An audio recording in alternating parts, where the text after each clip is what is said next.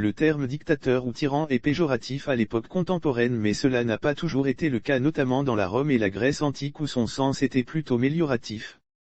En effet, au début de la République romaine, soit 509 avant notre ère, le dictateur était un magistrat nommé par 2 consuls avec l'approbation du Sénat à la tête de la cité, avec des pouvoirs exceptionnels et au-dessus de tous les autres pour faire face aux urgences militaires, politiques et sociales afin de ramener la sérénité et la sécurité.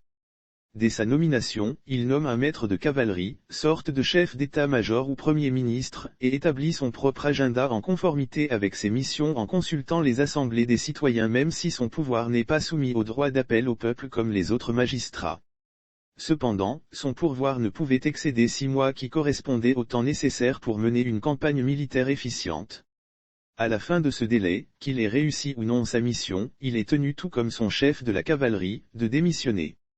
Cette disposition temporelle sera respectée partout, sauf par les dictateurs Sylla, 82 avenue J.C., et Jules César, 49 avenue J.C., qui n'en tiendront pas compte. En Grèce, la notion de tyran équivalent du dictateur à Rome apparaît au VIe siècle avant J.C. Il était désigné pour le temps qu'il faut pour venir à bout des désordres intérieurs et difficultés extérieures des cités.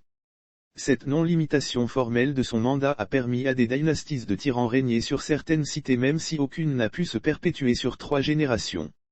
Le tyran n'est pas nommé par un magistrat comme à Rome, mais comme arbitre par les forces sociales opposées et fatiguées de se battre afin de concilier leurs intérêts et éviter un péril pour l'État. C'est ainsi qu'à Athènes, le poète Solon sera désigné tyran en 594 pour éviter une révolte du peuple contre les patriciens et l'éclatement de la cité au lendemain de la conquête de Salamine. En seulement une année, il reforme l'État athénien et le doté de sa première constitution. Son œuvre est restée dans l'histoire comme ayant contribué à renforcer la démocratie athénienne. Il abolit l'esclavage pour dette, réduit les dettes publiques et privées des populations et instaure le tribunal du peuple avec un accès de tous les citoyens à la justice. Le tyran était le parangon de la démocratie et les tyrans s'appuyaient toujours sur le peuple pour se légitimer et légitimer leurs actions. C'est dire combien les termes tyran et dictateur avaient pendant longtemps une résonance différente de celle qu'ils ont aujourd'hui. D'ailleurs, des penseurs majeurs comme Montesquieu et Rousseau ont suffisamment argumenté sur les vertus de ces institutions que sont la tyrannie et la dictature.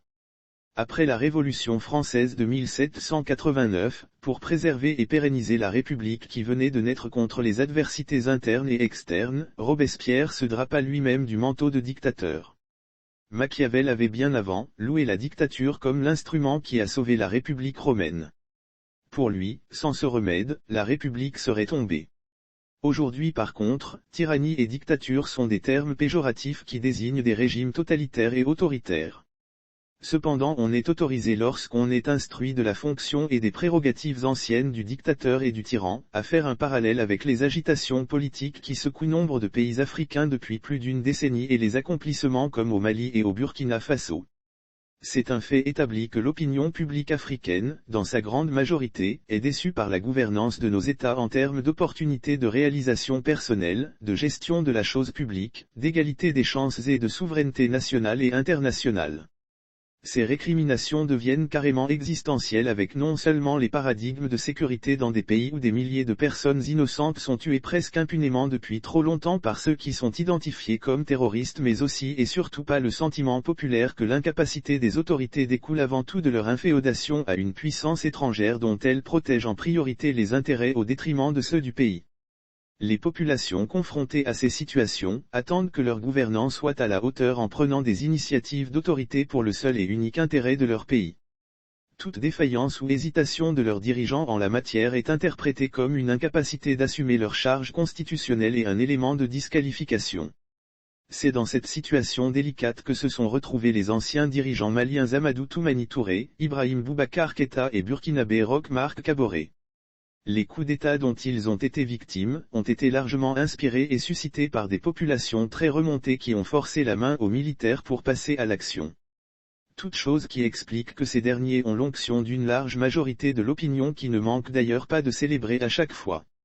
Cependant nous ne sommes pas en Grèce ou dans la Rome antique et il existe des mécanismes institutionnels et juridiques pour congédier un président incompétent et soumis, en dehors de l'appel aux militaires qui n'ont pas vocation à s'immiscer dans la gestion politique de nos États et qui ne sont pas tous des descendants de Solon d'Athènes et des turiféraires de Rowling, le militaire qui a mis le Ghana sur le bon orbite de la démocratie et qui affirmait fièrement, nous avons mis en place des institutions si fortes que même si le diable en personne arrivait au pouvoir, il lui sera impossible de faire ce qu'il veut.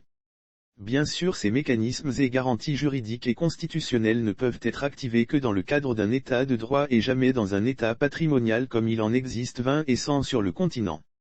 Dès lors, l'instauration de l'état de droit dans nos contrées devient l'arme fatale pour mettre fin aux sollicitations par les populations de l'arbitrage de la vie politique et sociale par les militaires.